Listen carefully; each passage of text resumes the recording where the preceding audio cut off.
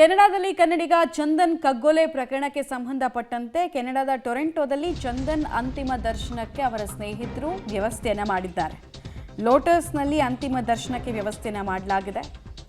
Chandan Canada ಸ್ನೇಹಿತರಿಂದ ಸಕಲ ವ್ಯವಸ್ಥೆಯನ್ನು ಮಾಡಲಾಗಿದೆ. ಒಂದು ಕಡೆಗೆ ಚಂದನ್ ಮುಖವನ್ನು ಕೊನೆ ಸಲ ನೋಡಬೇಕು ಅಂತ ಹೆತ್ತೊಡಲು ಕಾಯ್ತಾ ಇದೆ.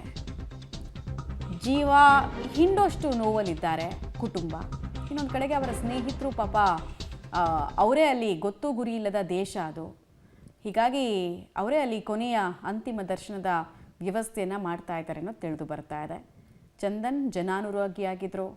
ಆಮೇಲೆ ಹಿಂದೂ ಸಮಾಜೋತ್ಸವಕ್ಕೆ ಸಂಬಂಧಪಟ್ಟಂತೆ ಅನೇಕ ಕಾರ್ಯಕ್ರಮಗಳನ್ನು ಮಾಡ್ತಾಯಿದ್ರು. ತುಂಬ ಆ್ಯಕ್ಟಿವ್ ಆಗಿದ್ದರು ಅಲ್ಲಿ.